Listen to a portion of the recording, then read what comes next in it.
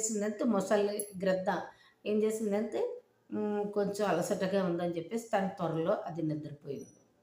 ఎప్పుడైతే అది నిద్రపోయిందో చక్కగా అదును చూసుకొని పిల్లి ఏం చేసిందంటే వెళ్ళి ఆ పాపం పెట్టిన పిల్లల్ని, ఆ గుడ్లని ఏవేవైతే ఉన్నాయో శుభ్రంగా తినేసింది. తినేసి ఏం చేసిందనుకున్నారు?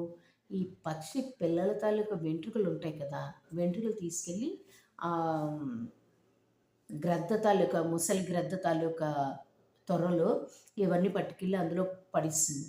పడేసేసి ఏం తెలియనట్టుగా వెళ్ళిపోయింది. ఏం తెలియనట్లుగా వెళ్ళిపోతే పాపం ఈ తల్లి పక్షులు, తండ్రి పక్షులు ఇవన్నీ వచ్చాయి. సాయంత్రం గూటికొచ్చాయి. వచ్చి చూసుకుంటే పిల్లలు లేవు. పిల్లలు లేవు ఎక్కడికెళ్ళాయి? ఒకవేళ ఈ పెద్ద గ్రద్ద దగ్గర గాని ఉన్నాయేమో, దాని త్వరలో గాని ఆడుకుంటున్నాయేమో అని చెప్పేసి చూడ్డానికెళ్ళేపాటికి గ్రద్ద